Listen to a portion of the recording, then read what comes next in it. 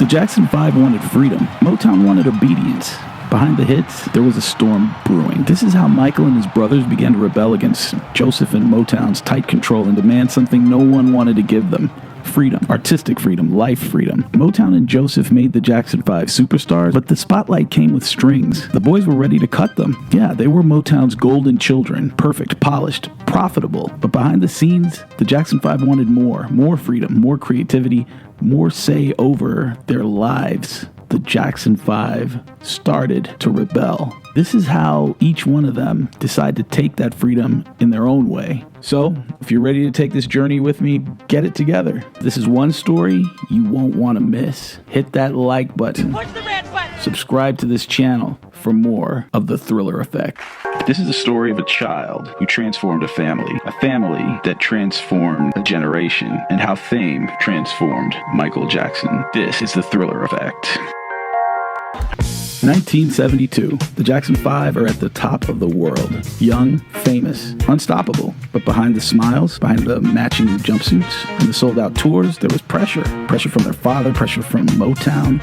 Is there any truth to things we read in the magazines? Well, they give us the questions and they put it the way they want to. Like, they'll have a calendar and they say, I do this on a certain day. That's not true. They were still kids. Kids who didn't have time to go to school, to make friends, or just to be normal. A lot of times I can't go to parties, that much, because a lot of things that happens at parties. One little incident, blow it out. Jackson 5. It's the kind of job we do. Is not much privacy. Some places I can go, I go where there's the smallest crowd, you understand? But 1972 saw the first real attempt to separate Michael and Jermaine from the group. Maybe not to break up the group, but to brand Michael and to brand Jermaine as something outside of the 5. We always looked at our career as a group as well as a solo. That was Barry Gordy's idea. Gordy's vision to split them up into solo stars started in 1972, and it would plant the seeds of separation. And so I recorded my first solo album, Got to Be There. Got to Be There was a Jackson 5 original record, so I guess Motown decided to do a solo release with that one. And I get a call from Hal Davis, the producer. He said, Michael's doing his first album, and I want you to do the vocal arrangements. This is Michael's break away from the family. They were Jackson 5. Like, we tried it at first. We didn't know what it was like, so we just tried it.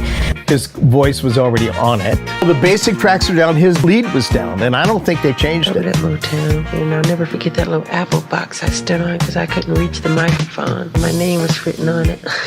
Letting the Jackson brothers record solo material was a calculated risk. Motown saw it as a way to double their chart presence without losing the group's appeal.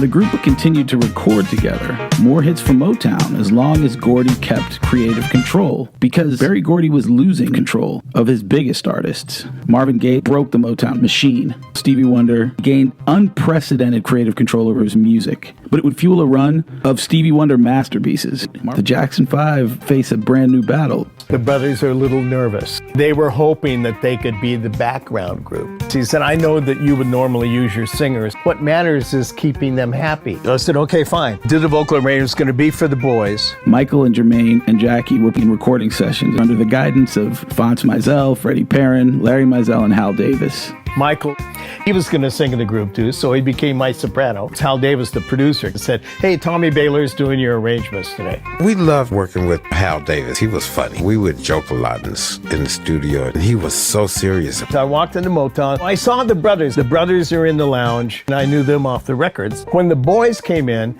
so did the producer. So I walk into the studio. This door opens. In lumbers a lanky teenager. They said he was 11, but he was 13 years old. He doesn't see me. As he walks over to the piano, he starts to sing Climb Every Mountain. And I hear this kid's voice. I got tears in my eyes. Michael has it all. He can sing, he knew melody, he can take a song and add elements to it that you never would imagine. He sings it for only 20, 30 seconds. I was mesmerized. And all of a sudden, the lights go on, the doors open, the brothers come in, and we go to work. When I put my first album out, it was #1, Got to Be There. And it was a different type of music. Of course, it had its soul flavorings as well as a pop feel. My first solo hit record. And then came I Wanna Be Where You Are, which was a big hit. Diana Ross's brother wrote that for me, Rockin' Robin. We decided to try that, Bobby Day song. It was a hit. I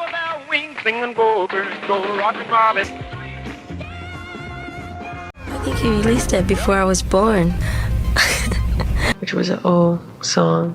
I recorded. It was a hit as well. And that was a hit when we did it. We got a gold record for that, and I was happy for it. I didn't know that, somebody did it until they told me. Thought it was an original. Well, like they put out a single, one record, then they'll put another one out.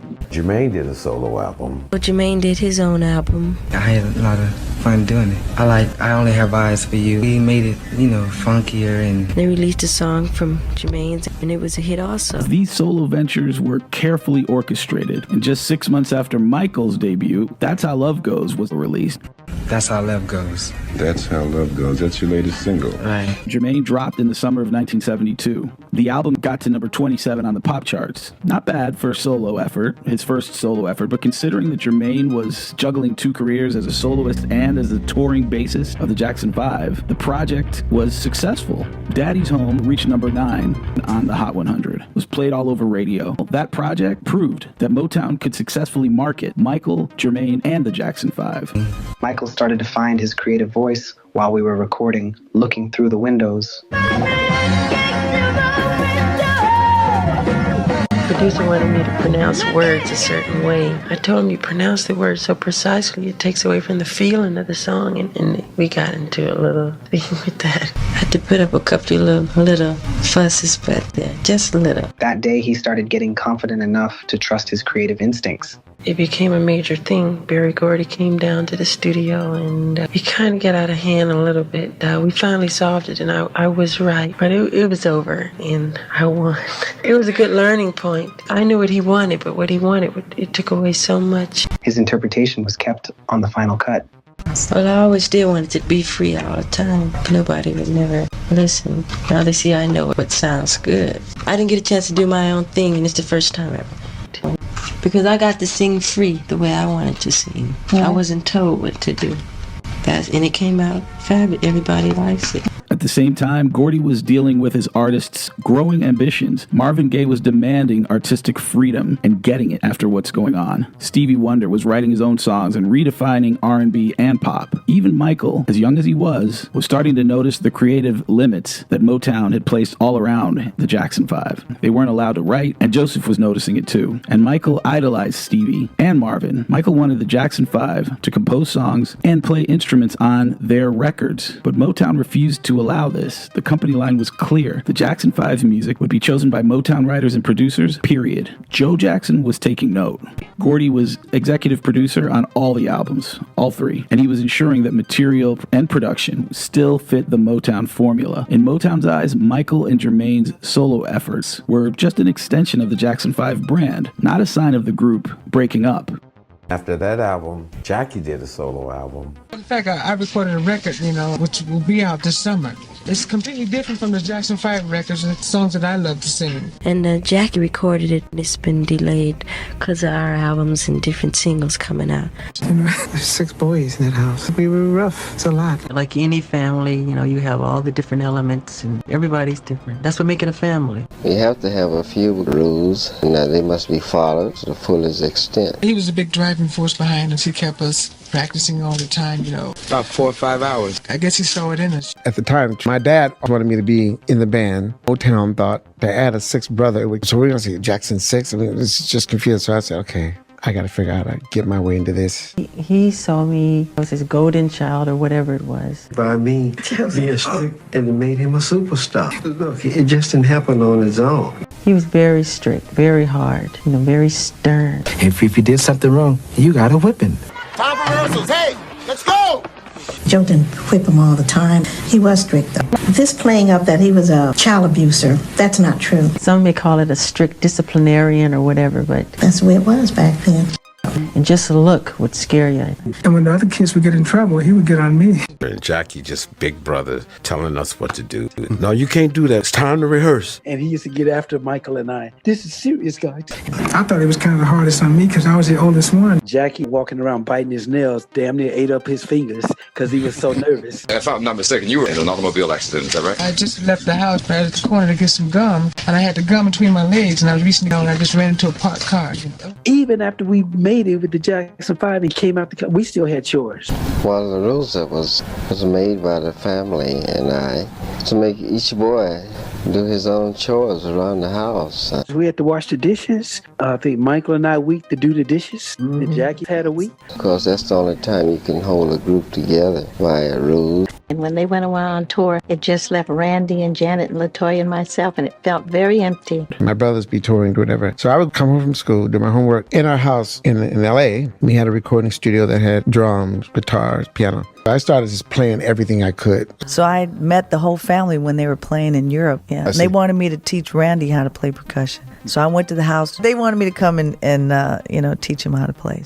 That was my everyday. My brother Randy, he's feeling left out because he wanted to be in the group. I was at home, but I was playing the piano. Then I got a little bit better. He's not ready right now, but when he gets ready, good, he'll be in there pretty soon. When we used to go on the road and drive down our driveway, going out the gate, headed for the airport, and he thought he was coming with us. That drove used to cry. Because he wasn't in the Jackson 5, that's why. All previous Motown acts either toured together or did smaller promotional tours. Because of the wild success of their records, they became the first Motown act to headline an entire tour by themselves.